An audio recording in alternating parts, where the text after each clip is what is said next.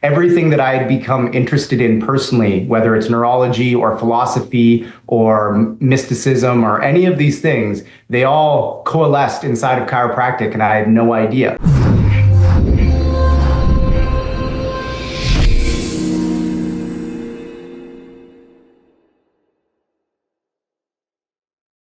Well, hello, everybody. Dr. Ron Oberstein, president of Life Chiropractic College West, and welcome to another edition of our Life by Life West. And we got a very special guest, but I've got a very special co-host, the one and only Dr. Mary Oberstein. Hey, Mary, how are you? Hi, good. How are you? I'm good. We're probably about 30 feet away from each other, but we can't hear each other, so that's good. And we've got a great guest on. I've got one of my most fondest memories of a student at the college, Nick, and I have to tell you that, we had some very good discussions in our day when you were at school. We got Dr. Nick Nelson coming at us from Edmonton, Canada, north of the border. Welcome, Dr. Nick. Thanks for having me. I'm excited to see your great faces again, and great to meet up and be able to be associated with such a great crew. I love it. I love it. Thank you, brother. Let me tell our audience a little bit about you, because I think it's important. You graduated in 2018, December of 18. Literally, I know that you were looking to go and work with Dr. Heidi Havoc over in New Zealand when you were finishing school, but there were visa issues and all kinds of stuff. And it's probably a good thing, because when COVID hit, you would have been stuck on that island for 2 years, whatever. I never thought the about universe that. always has a way of taking care of you. You never thought about that, did you? Not till this moment. Somebody was looking after you. And then you went straight home. You went to Edmonton. That's your hometown. And I remember our talks. You knew you were going to go start your own practice. And man, you did it quickly.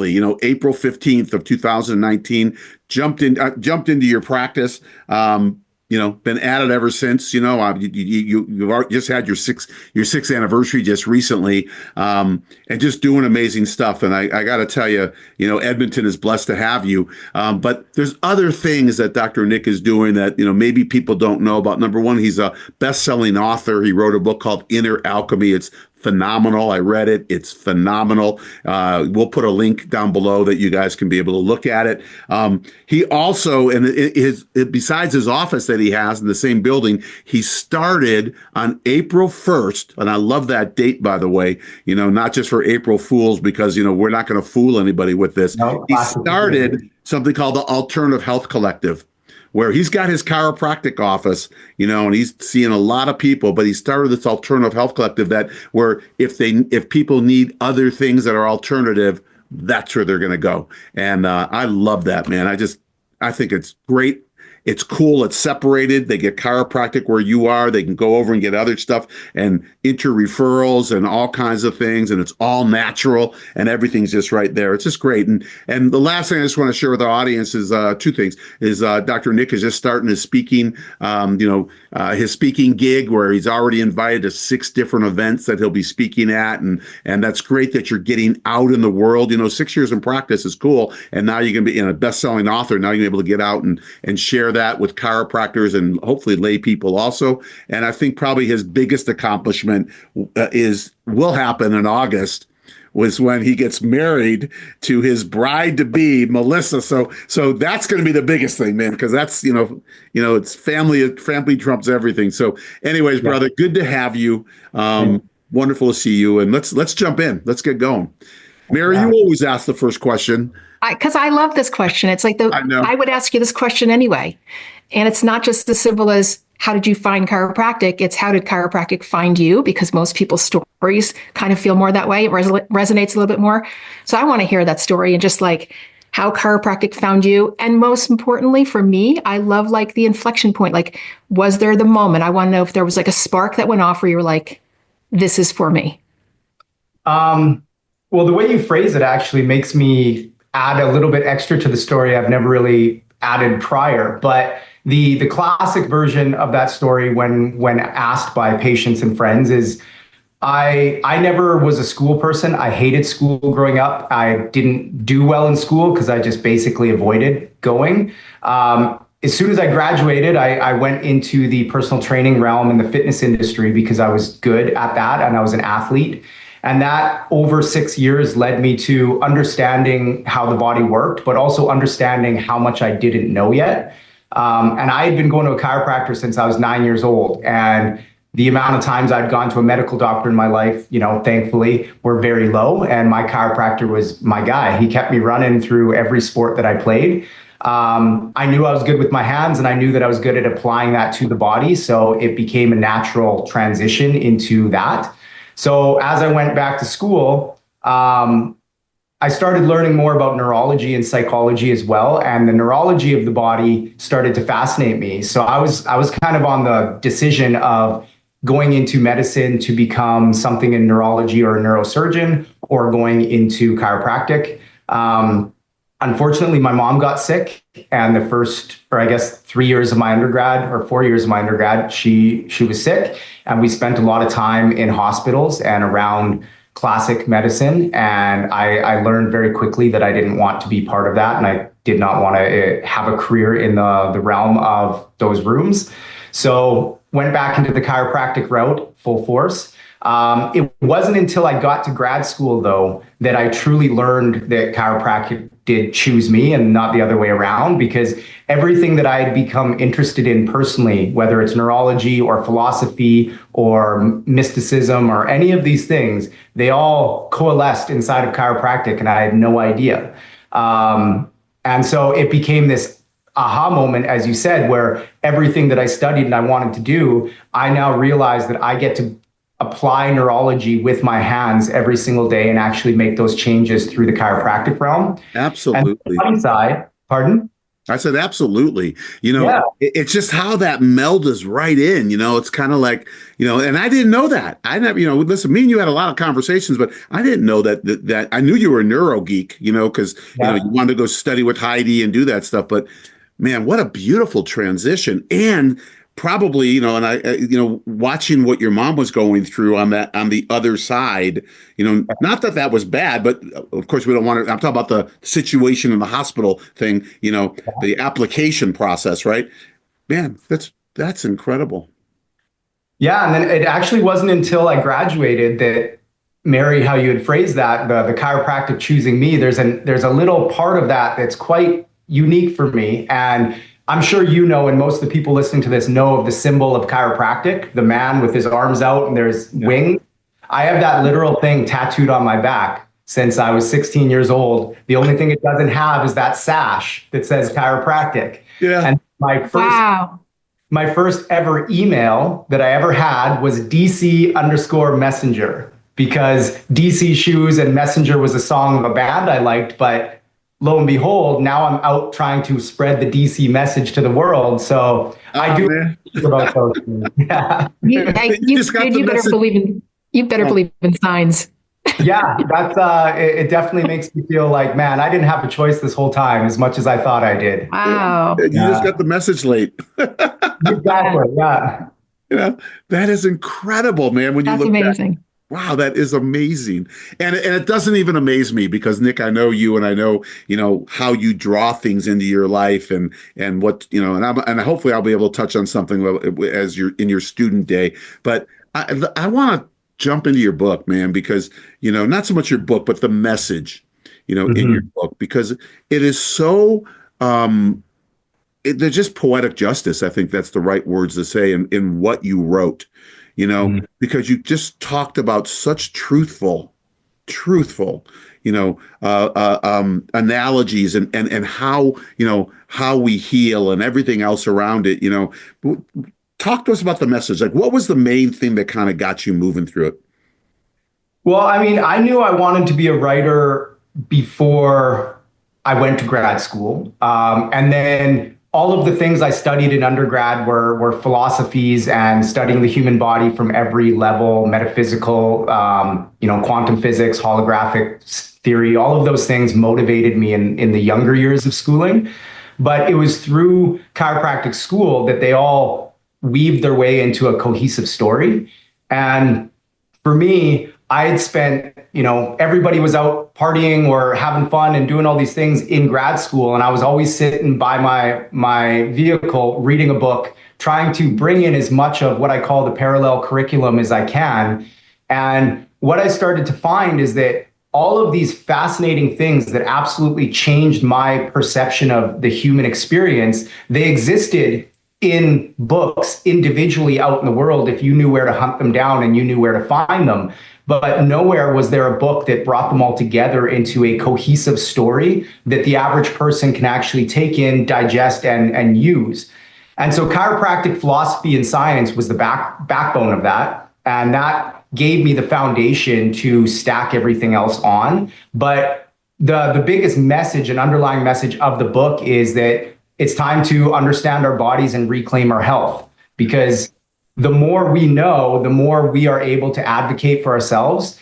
And I think that it's more important now than ever that people take responsibility for that themselves and have a resource that they can learn some high level understanding of the body in a way that doesn't make their eyes cross and make them fall asleep. It's something that's designed to communicate very strong and scientifically deep perspectives in a way that is palpable and digestible so that the average person can take it away and use it.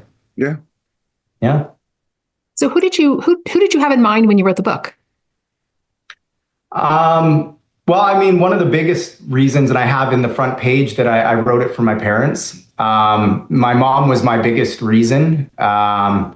Seeing how the medical establishment failed her multiple times over, and even, you know, her other practitioners, like the chiropractor that was treating her at the time, nobody gave her the information to be able to understand how to work through this in a way that was different from what she was just being led down. And unfortunately, myself at the time, I also didn't know enough. I was just starting grad school. So I knew enough to know that the things that were being done weren't right and that there was another way, but I didn't know what that was. So my mom's always been a big motivation for me on this, and just wanting to make sure, and this is how I open my practice, is that everybody that comes through my door, whether they're male, female, old, or young, I see them as my mom and they're my family, because they're somebody's family, and it's just as important for them as it is everyone else that they're treated with the utmost dignity and given the most amount of hope and ability to persevere no matter what their situation. Wow. That is so powerful. That's really amazing. That is so powerful. You know, yeah. I mean, how can you not give great care if you see everyone as your mom? Exactly. We used to tell our staff, like, you know, we had difficult patients who came into our practice, and I always say, just see God in everyone. I like yours better, you know?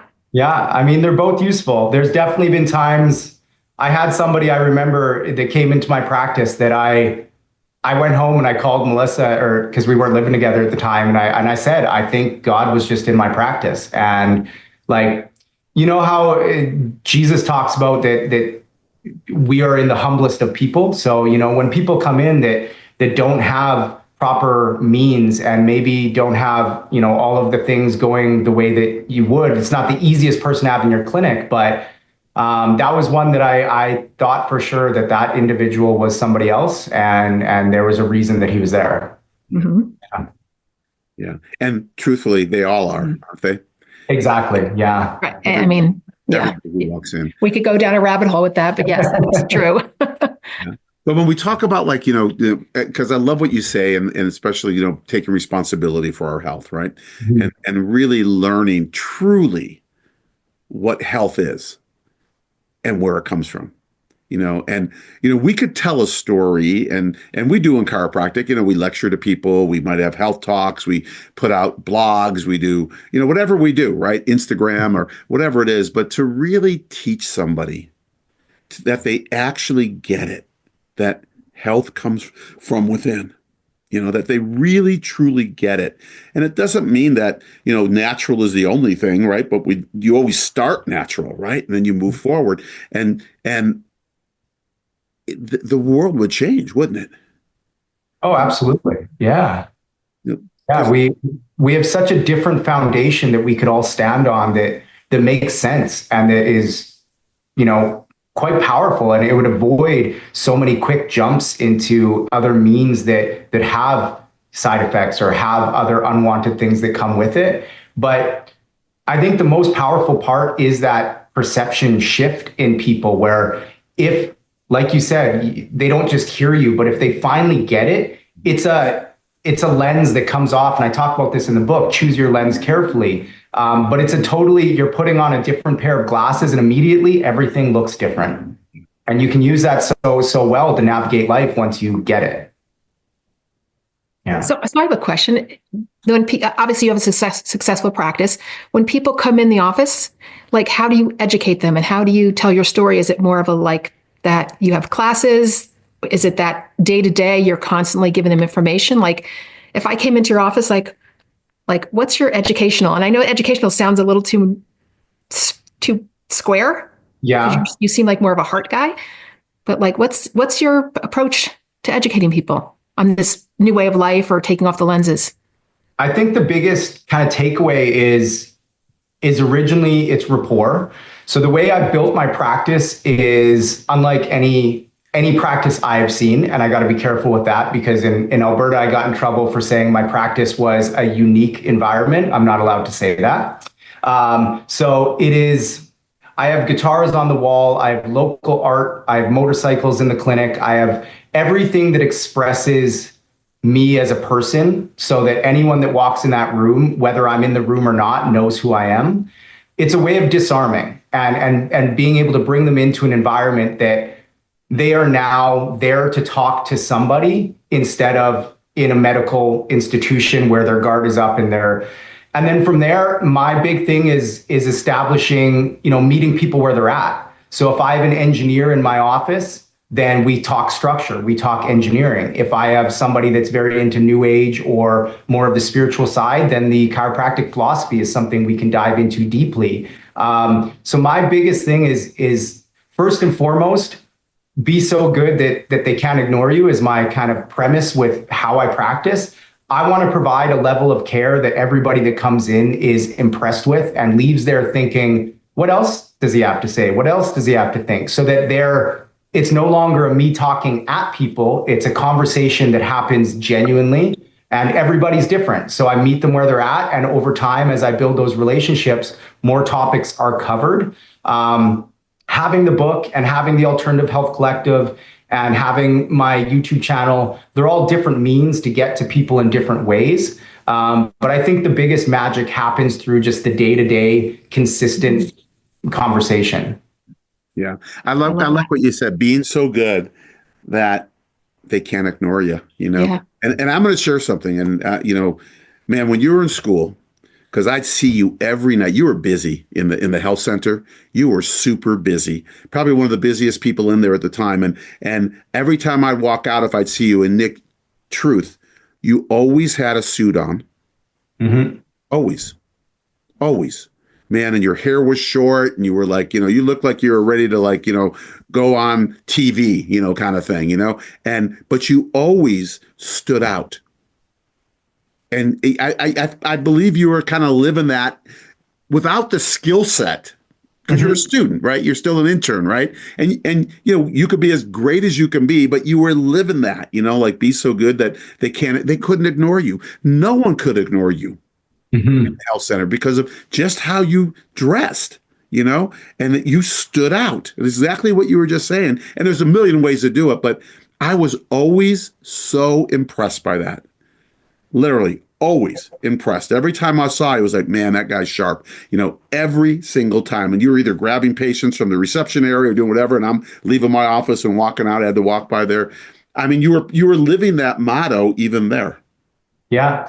Yeah. Everything I've done has been very purposeful. And, the image that is cultivated in that environment was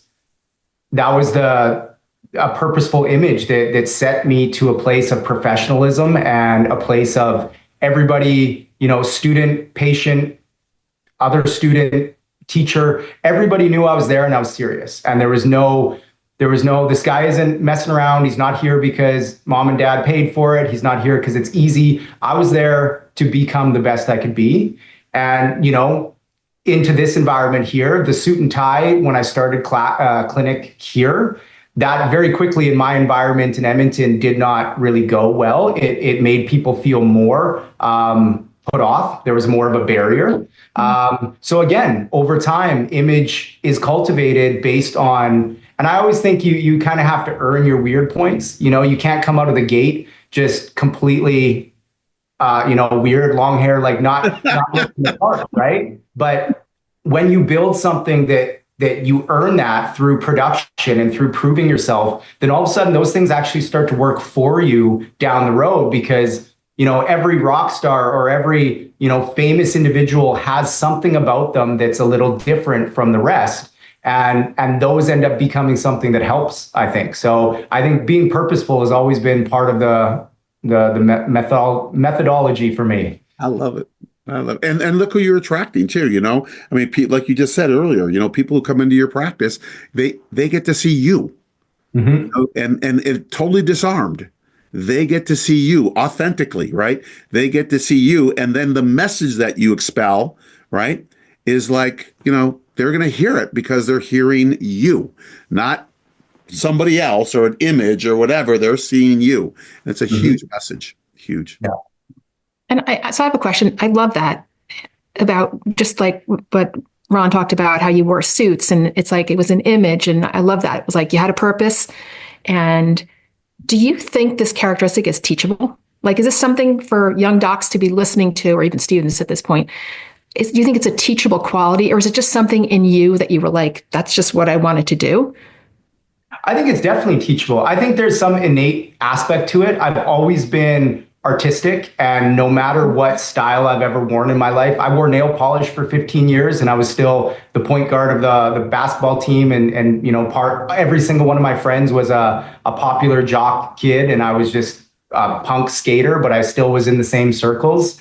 So I think that there is an innate level of it, but it's absolutely teachable, because the biggest thing is, even though I was wearing a suit in that time and I don't wear a suit now, both of them were still genuine. Neither of them looked put on. Neither of them was put on. It's different sides to our own character perspective. And I think that teaching people that ability, and I think the biggest thing is teaching them that, like, do you want to be the best or do you not? And how are you going to cultivate something that allows you to have that persona, that edge, that foot forward?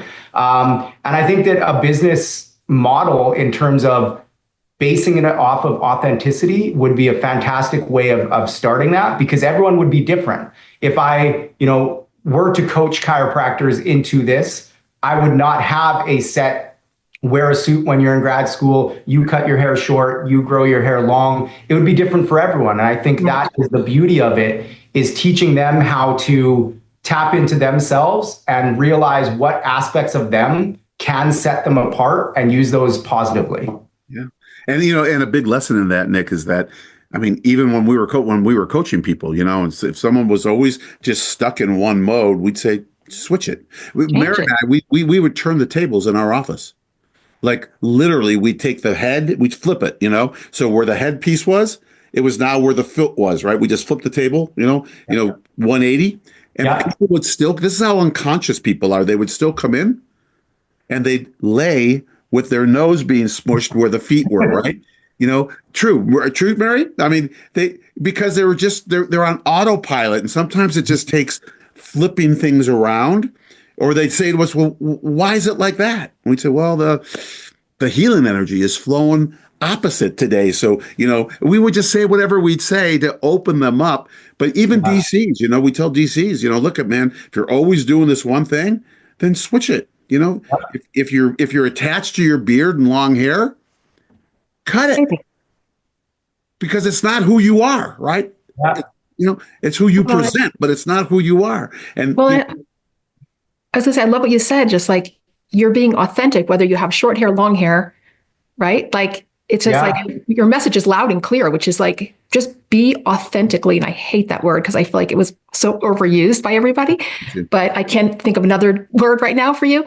But it's like, be authentically you, whatever that is. Like, I'm a grandmother right now who loves kindness, but I also have tattoos.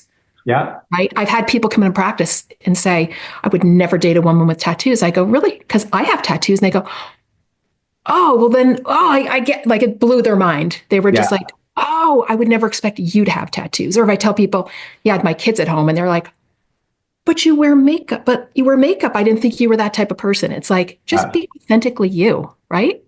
Yeah. But what I hear about you, you have a strong purpose too. Like, it's very clear. For sure. Yeah. And I think sorry, go ahead, Ron. You go.